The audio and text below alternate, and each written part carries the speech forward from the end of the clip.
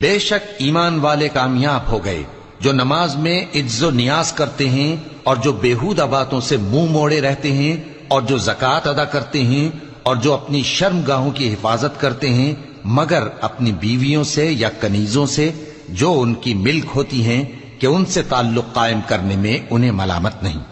اور جو ان کے سوا اوروں کے طالب ہوں وہ اللہ کی مقرر کی ہوئی حد سے نکل جانے والے ہیں، اور جو امانتوں اور اقراروں کو ملحوظ رکھتے ہیں اور جو نمازوں کی پابندی کرتے ہیں یہی لوگ میراث حاصل کرنے والے ہیں۔ اور ہم نے انسان کو مٹی کے خلاصے سے پیدا کیا ہے، پھر اس کو ایک مضبوط اور محفوظ جگہ میں نطفہ بنا کر رکھا، پھر ہم نے نطفے کا لوتھڑا بنایا، پھر لوتھڑے کی بوٹی بنائی، پھر بوٹی کی ہڈیاں بنائی، پھر ہڈیوں پر گوشت پوست چڑھایا،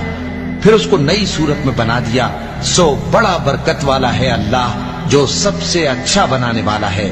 اور ہم نے انسان کو مٹی کے خلاصے سے پیدا کیا ہے، پھر اس کو ایک مضبوط اور محفوظ جگہ میں نطفہ بنا کر رکھا، پھر ہم نے نطفے کا لوتھڑا بنایا، پھر لوتھڑے کی بوٹی بنائی، پھر بوٹی کی ہڈیاں بنائیں،